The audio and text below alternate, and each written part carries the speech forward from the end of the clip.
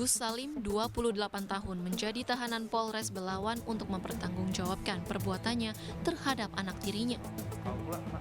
Pria ini dilaporkan istrinya karena kerap menganiaya anaknya yang baru berusia 4 tahun. Dari hasil visum, anak tiri pelaku mengalami sejumlah luka lebam, luka gigitan, hingga retak di bagian tulang kepala sebelah kiri. Sementara itu dari hasil pemeriksaan polisi, terkuak fakta baru, pelaku juga pernah mencabuli kakak korban yang baru berusia 7 tahun. Yang bersangkutan ini pengakuannya 2 kali melakukan pencabulan terhadap anak tirinya. Anak tiri yang ini, Anak Bang? tiri yang dibawa oleh istrinya. Bukan yang lain kan, soalnya ada tirinya ada 3 nih, Bang. Iya, ini anak tiri dari Yang si kecil ini, yang si korban ini. Iya, kakak beradik. Karena antara kakak beradik ini satu rumah dengan ayah tirinya. Kini pelaku harus mendekam di sel tahanan Polres Pelabuhan Belawan. Pelaku dijerat pasal berlapis terkait penganiayaan dan pencabulan dengan hukuman maksimal 20 tahun penjara. Dari Medan, Sumatera Utara, Yuda Bahar, iNews melaporkan. Sidang perdana kasus pelecehan seksual dengan terdakwa pemilik sekolah di Kota Batu, Jawa Timur digelar hari ini. Masa meminta Pengadilan Negeri Malang tegas dan bisa memberikan hukuman yang adil.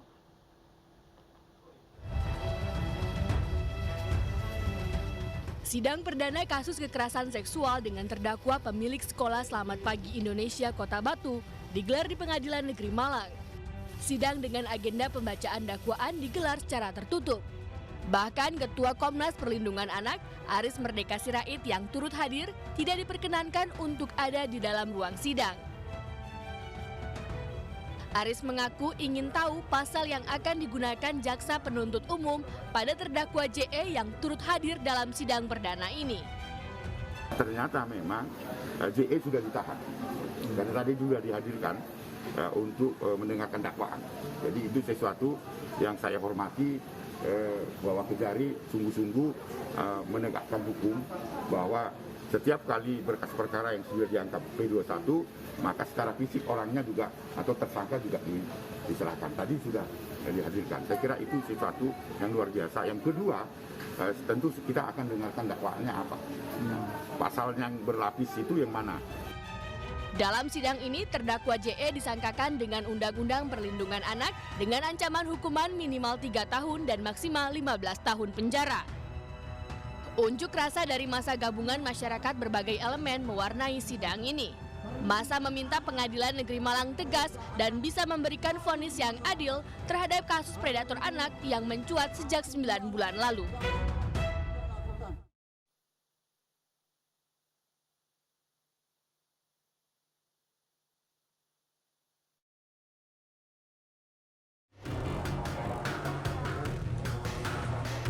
Nur Hasan, pimpinan Padepokan Tunggal Jati Nusantara Jember ditetapkan sebagai tersangka ritual maut Pantai Payangan yang menelan 11 korban jiwa.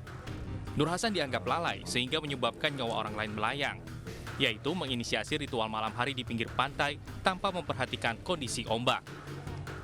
Penyelidikan, penyidik meyakini bahwa yang bersangkutan telah terbukti dan terpenuhi unsur pidananya terkait dengan pasal 359, di mana hasil dari pemeriksaan saksi-saksi kemudian ditambah dengan alat bukti yang lainnya didapatkan fakta bahwa yang menginisiasi adanya kegiatan ritual yang dilakukan di Pantai Payangan pada Sabtu sampai dengan Minggu dini hari tersebut adalah saudara M. Nur Hasan dijerat pasal 359 KUHP tentang kelalaian yang menyebabkan nyawa orang lain melayang dengan ancaman hukuman di atas 15 tahun penjara. Dari Jember, Jawa Timur, Bambang Sugiarto, iNews melaporkan.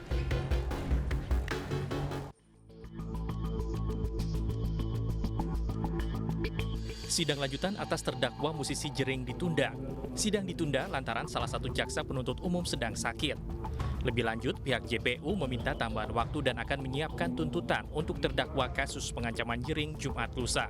Tadi sidang lebih kepada menyesuaikan lagi penjadwalan sidang, sehingga pembacaan tuntutan akan dibacakan hari Jumat Jumat tanggal 18 Februari jam 10, dan kemudian kami dari penasihat hukum dan terdakwa itu diberikan kesempatan mengajukan pembelaan atau pledoi pada hari Selasa depan, dan setelah itu hari Rabu berikutnya jaksa diberikan kesempatan untuk melakukan replik tanggapan terhadap pledoi kami, dan mungkin langsung duplik karena setelah itu Kamisnya akan putusan. Jadi ini adalah masa-masa yang cukup menentukan minggu-minggu ini.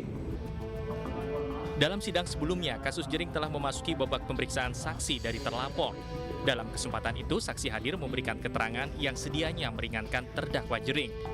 Terkait berbagai kasus yang menimpanya, Jering mengaku jera dan meminta maaf kepada sang istri. Ya, saya minta maaf sebesar-besarnya kepada istri saya, Madam Flaminora, karena saya sudah membuat hidupnya susah.